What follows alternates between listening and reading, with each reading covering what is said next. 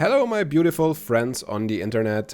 Today I have a new video for you, and in today's video we will learn how to install OpenVPN on pfSense 2.5.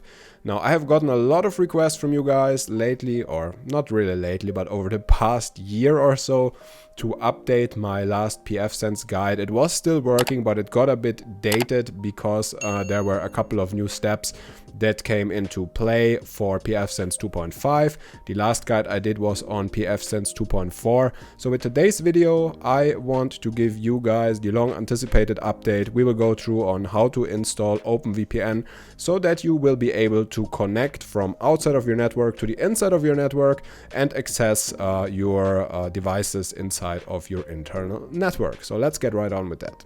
Of course, there is also a written article on Ezoic.com. I will leave the link to the article in the video description below, so you can pull that up while we are going through the tutorial if you feel more comfortable having that open on the side.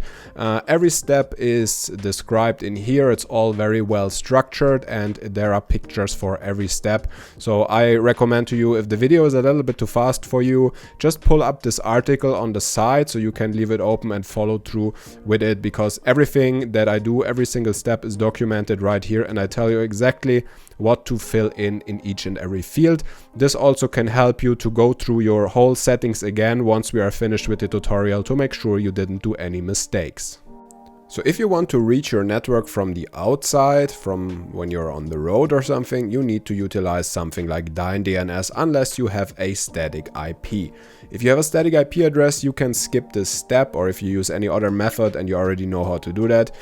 For everybody else who doesn't know how to do that, we are going to use NoIP, which is a free service on the free plan. All you have to do is every 30 days you need to click on a link in the email to reactivate your account.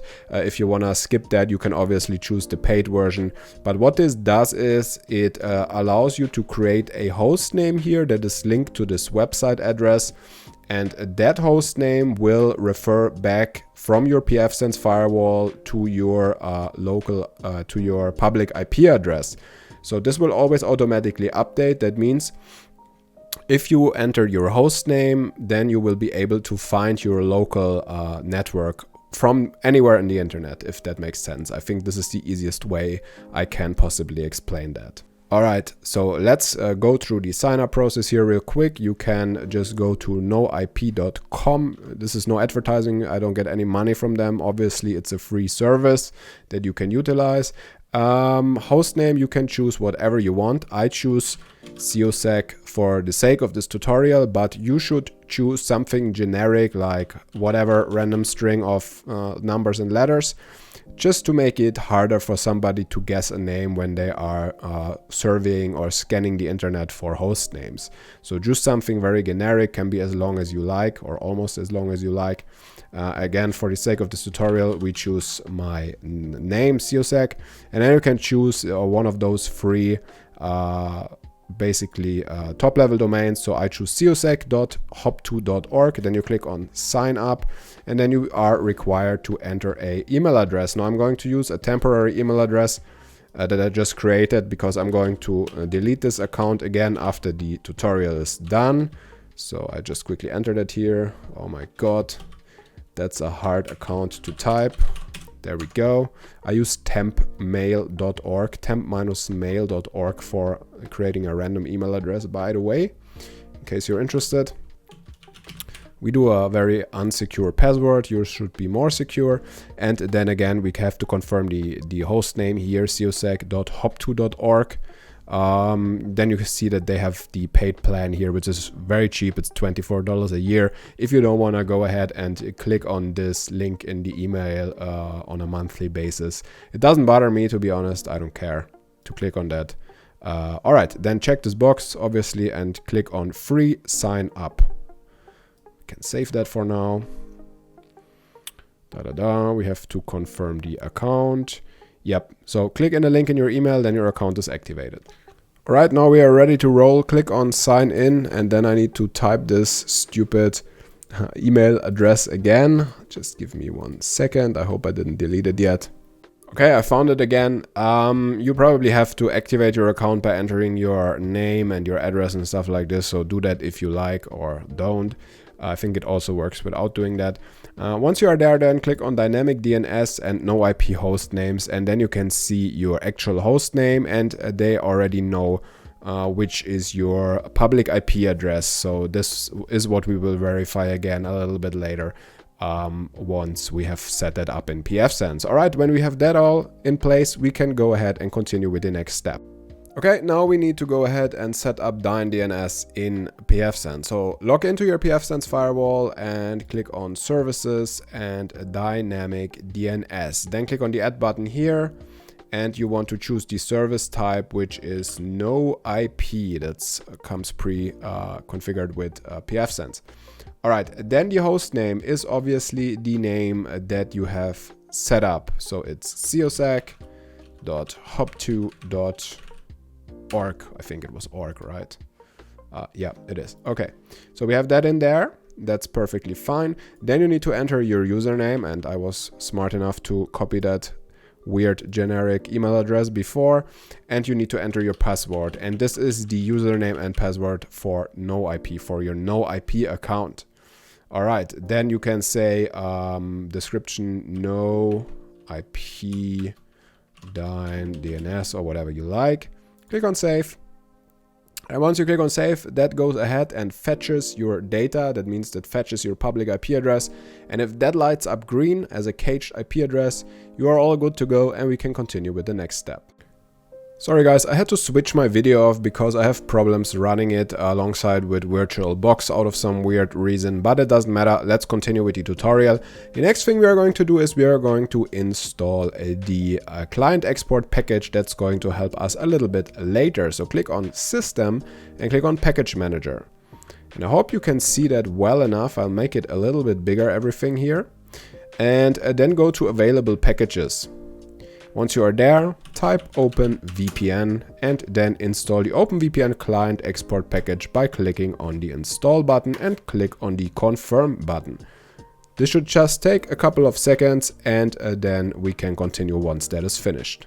Alright, that is done. Now we can go ahead and actually install OpenVPN on pfSense, or install the OpenVPN server. So go to VPN up here, click on OpenVPN, and then click on Wizard to start the wizard. Now we want local user access, that's fine, so we're gonna click on Next. Next, it's automatically going to set up a new certificate authority for us. You don't need to understand what that means, just follow along the steps. You can give it a descriptive name. I always like to name them specifically as what they are, and in this case it's our pfSense certificate authority. There we go. Then the country code, in my case it's DE for Germany. Search your appropriate country code. For the US it's US. You'll find that. I believe in you. Put your state or province where you're located, and put your city, and put your organization if you have one, or just leave that empty. You don't need to enter that at all. Then next, click on Add New Certificate Authority. That has been done, and next we need to create a server certificate, or select a server certificate, which we don't have, so we need to create a new one. Therefore, I do pfSense Open VPN Server Certificate. There we go. All right, we leave everything as on default. This is all fine. It automatically takes the stuff that you have entered in the step before. Then click on Create New Certificate to create the certificate. Alright, next we do the server setup. As an interface, you obviously want to select WAN, that's fine. As a protocol, I like to choose TCP, IP, v4 and IPv6 on all interfaces for multi-home. There are many different ways on how to set that up. The best thing you can do is to read that on the pfSense documentation. I like to do it that way. It works for me, so I'm going to leave it as it is.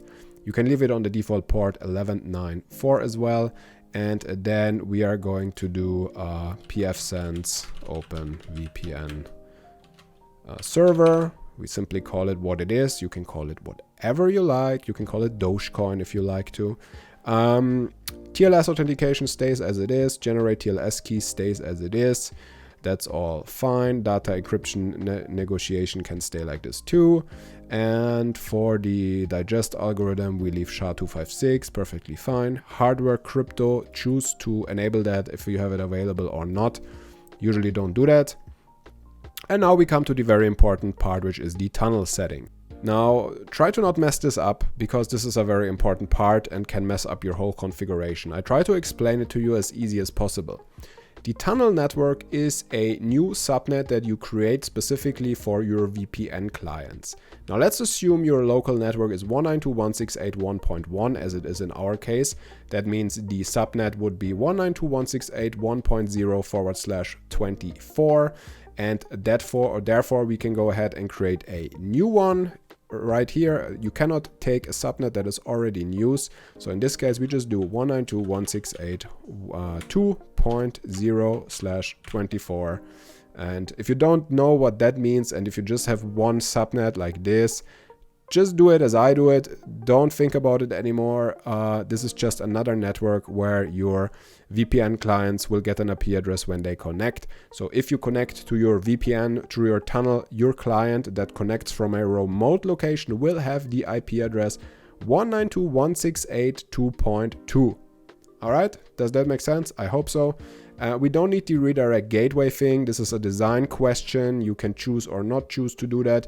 I, per default, don't do it because I don't want to force all client-generated traffic through my tunnel. If you just want a secure connection to your home, and if you are just one user, you can do that. But be aware that even traffic like YouTube and stuff like this will get routed over your VPN tunnel. So if you do this for a company and you have employees, you probably don't want to do that because it generates a lot of traffic that goes through your tunnel. All right, next up, local network. If you do not want to connect to devices on your local network, like a NAS or whatever file server you have, or whatever other resources, if you want to print your documents from far away in your home printer, that's then you need to enter a local network address. So in our case, the local network is 192.168.1.0/24, and this is a CIDR range. So as I said, if you don't understand what that means, just follow along on this tutorial or adjust it to your own IP range. So if your network is 192.168 10 point something, then just put 10.0/24. You get the idea. Concurrent connections usually is only one in a single user case, so I only want to connect with one device at the same time. Obviously, if you want to connect more devices, you'll figure it out. Allow compression, this is fine, can stay as it is. Inter-client communication, now this means if you have multiple VPN or multiple clients that connect to your VPN tunnel and you want that they are able to connect between each other. So if you have two laptops and you want to connect from laptop 1 to laptop 2 while they are connected to the tunnel, obviously do more concurrent connections in here and also enable inter-client communication. Now for our simple use case, we don't need that, so we don't check the box. A dynamic IP is perfectly fine. Topology, we leave it on default, and then we have some options for the DNS servers.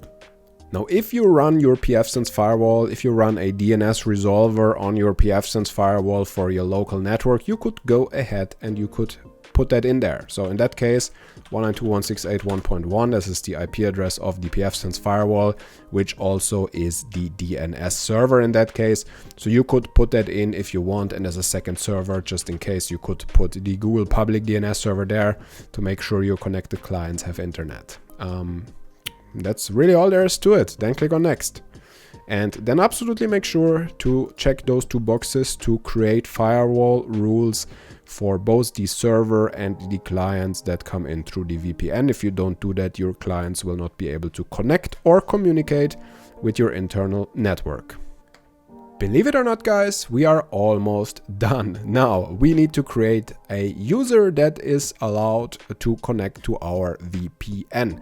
To do that, click on System, click on User Manager. And by the way, those are the exact same steps that I have described in the written article. Again, if you are unsure, unsecure, pull up that article and follow through very slowly, step by step. Look at all of the settings to make sure to not mess anything up. All right, so click on Add once you are there, and then just give it a descriptive name. Like, what can we name it?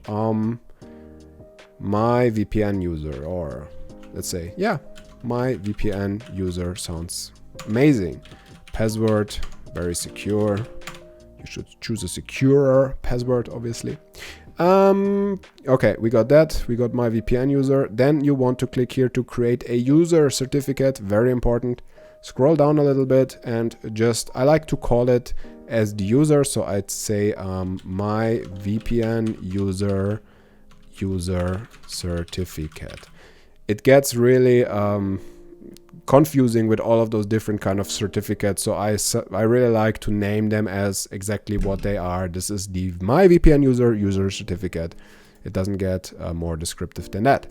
The certificate authority obviously is our pfSense certificate authority we have created earlier. The key type can stay at RSA. The digest algorithm is SHA-256, perfectly fine. Everything is nice. Click on Save. All right, there we go. Okay, now it depends. Probably the most of you will want to use this VPN client on a Windows machine, so I'm going to show you how to do that on a Windows machine. I have an article on cosec.com that describes how to use OpenVPN on a Linux machine as well. Maybe we'll cover it in this video. Let me think about it while we are going through those steps. So to do the Windows way, you want to go to VPN, you want to go to OpenVPN, and you want to go to Client Export. And this is the package we have installed in the beginning of this video. Make sure the remote access server is in fact your pfSense OpenVPN server that we just have created. And then, very important, for host name resolution, not the interface IP address, but your DNS address that you have set up. If you have set up, or if you do have a static IP address, you can go to Other and set it up with that, and just put your public IP address in here or something like that. I actually didn't do it with a static IP address yet, so I always used some kind of DNS. So this is the way on how to do it. I think you can create an alias or something for a static IP address as well. You'll figure it out. I believe if you have a static IP address, you can figure it out. Okay, you have a couple of options here, something like block outside DNS, legacy client, or silent installer, something like that. You can deploy it in a US or like a package manager in Windows, that you can roll it out via GPO or something. But all of that is not interesting for us, for our use case. We don't need any of this. So what else do we have here? Oh yeah. This is important in case you want to connect with more clients. At the same time, you have to use a random local port, because it says here, without this set, 2 clients may not run concurrently. All right. So let's scroll down. And do we need to do something in here? Yes, we need to click on Save as Default. And now this is always set up as a default. All right. So let's scroll down to the OpenVPN clients, and we have my VPN user. And that's what we want. So if you are running Windows, as I said, go to current Windows installers, click on the 64-bit installer, download it, install it, leaving everything on a default, on the default settings. It might ask you to install a tab network driver or something like this. Always say yes, agree to everything OpenVPN asks you. In fact, if you download this package, there might be the Windows Defender popping up and telling you that it's scanning this file because it's kind of a edgy file or something, but it's perfectly fine. It's just a false positive, just Windows being overly secure. Nothing's gonna happen. And once you have installed that, then you are ready to go and ready to connect to your OpenVPN server. So I'm just quickly going to show you how that looks like. Now, a great way on how to test if your VPN is working is by using your mobile phone and using the hotspot function. So you can, on most modern mobile phones, you can use personal hotspot to connect a laptop or whatever device you're using to your mobile phone's internet connection. Because if you are connected with your laptop to your own Wi-Fi network, the same Wi-Fi network where your pfSense firewall is located in, it will not work. It will probably not connect through the VPN because it's expecting a different route. Now, as I said, great way, connect your laptop to your mobile phone's hotspot function and then try that. So if you have installed OpenVPN, you have to start it by choosing the icon on the desktop, which is probably somewhere there, or you just hit the Windows key and search for OpenVPN GUI, and once you click on that, this small icon appears in your taskbar. Then you right click it, you click on connect, and then you wanna put your My VPN User in there and your password, whatever that is, whatever you set up, and once you click on connect, then the connection will be established, and if you followed every step correctly, then this little icon here will turn green and you will be officially connected to your OpenVPN on pfSense.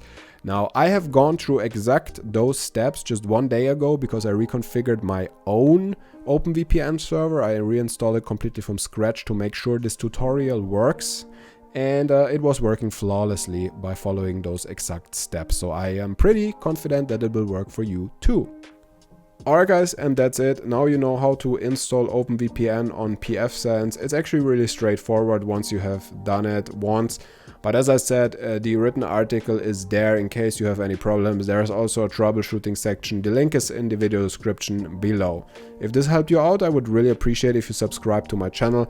And just a side note, you have heard that I did a Dogecoin pun. Just a quick side note, I created a new channel that is called Crypto with Stefan. You can find it on the recommended channels down below on my YouTube. If you're interested in cryptocurrencies, I would highly appreciate it if you did subscribe to my new channel, because I'm trying to grow it right now. Alright guys, thanks for watching. I hope to see you back. Let me know what you think about this tutorial. See you!